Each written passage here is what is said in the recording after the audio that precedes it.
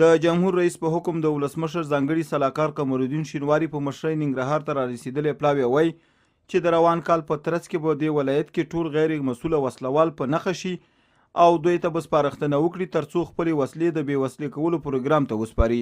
خو په نوي کال کې به د سرغړونکو سره تر ټولو سخت قانوني چلند ترسره شي.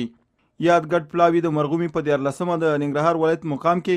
د سلاکار وزیر او ننګرهار والي محمد ګلاب منګل په مشرۍ د دې ولایت امنیه قومندان،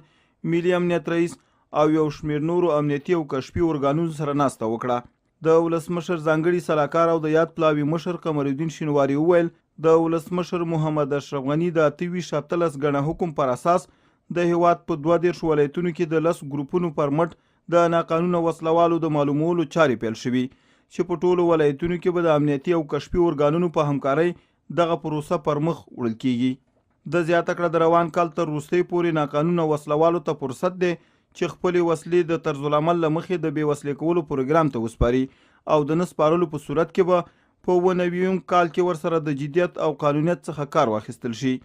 سلاکار وزیر او د ننګرهار والي محمد ګلاب منګل وویل په دې وروستیو کې ناقانونه وسلو ګرځولو، تورو خیخو او بې پلیټه او نقلیه وسایطو ولسونه اندېښمن کړي چې په خبره ورانکاري د یادو وسیلو څخه په ګټې اخیستنې غلاګانې او نور ورانکاره فعالیتونه ترسره کوي.